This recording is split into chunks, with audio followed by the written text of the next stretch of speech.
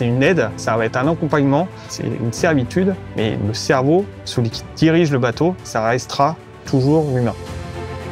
Une nouvelle série de bateaux, c'est des savoir-faire spécifiques qu'il faut développer au sein de nos équipages. La FDI est un bateau que j'aurais aimé commander lorsque j'étais marin.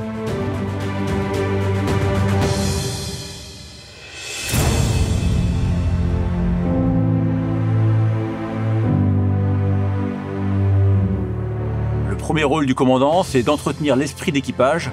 À cet égard, le nom de la frégate est important puisque c'est une figure exemplaire à laquelle l'équipage s'identifie. L'amiral Renard est un héros de la marine nationale de la Première Guerre mondiale. Cet amiral a commandé la brigade de fusiliers marins sur le front de l'Isère et il a terminé comme chef d'état-major de la marine. L'amiral Renard, c'est quand même un amiral connu historiquement pour être combatif et surtout ne rien lâcher.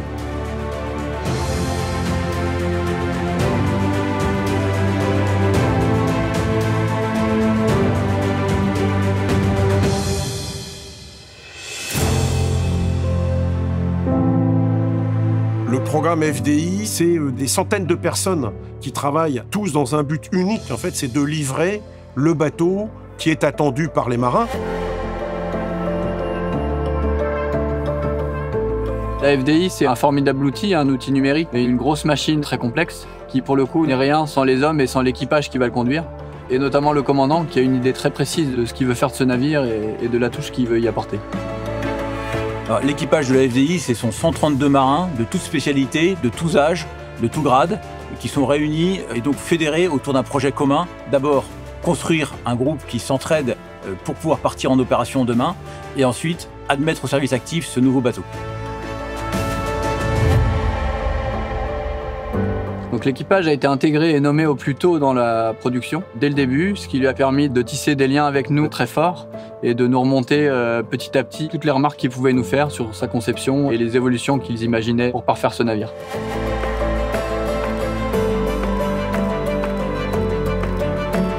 Lorsque le bateau est en construction, l'équipage commence à intervenir pour apporter sa vision utilisateur au plus proche des opérations telles qu'elles sont réalisées au moment présent, pour vérifier que la réponse apportée conviendra.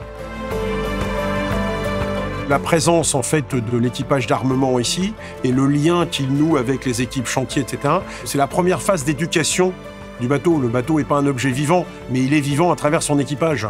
Et donc c'est la première phase d'éducation du bateau. Et lorsqu'elle se passe bien ici à Lorient, dès les premiers mois de cette vie du bateau, ça va se traduire pendant toute la vie opérationnelle du bateau, d'un bateau qui sera bien né.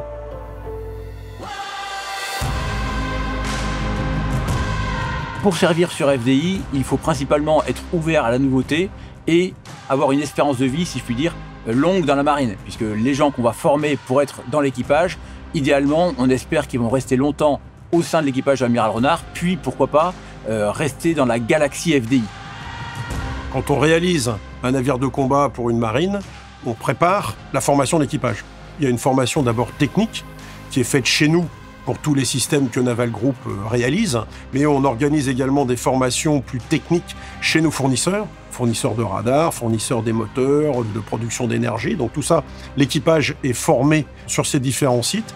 Et ensuite, on permet des formations globales d'emploi du bateau.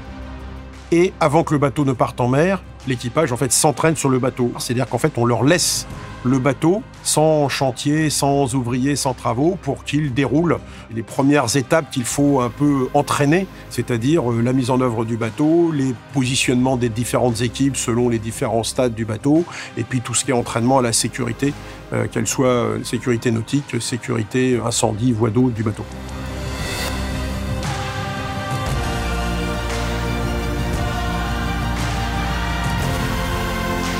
C'est un énorme défi parce qu'il faut que les écoles se mettent au diapason, il faut que les centres de formation se mettent au diapason et que tout le monde collectivement monte en compétences pour être capable d'armer les bateaux.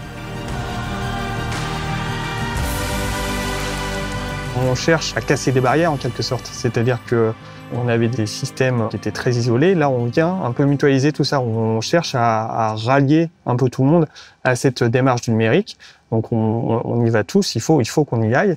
Et humainement, c'est vraiment très enrichissant de découvrir le fonctionnement des différents systèmes, les interagir et participer à leur évolution.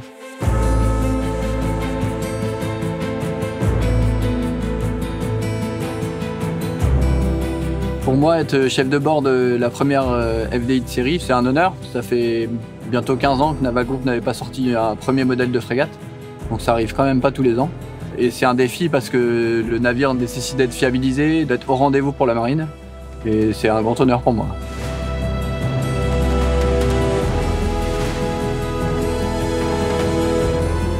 La première sortie en mer est maintenant imminente, l'équipage a grand hâte, mais surtout, ce qui est dans la tête de chacun, de moi comme de mon équipage, c'est une extrême concentration, de telle manière à être au niveau attendu par l'industrie et par la Marine nationale pour conduire le bateau en sécurité, quelles que soient les circonstances.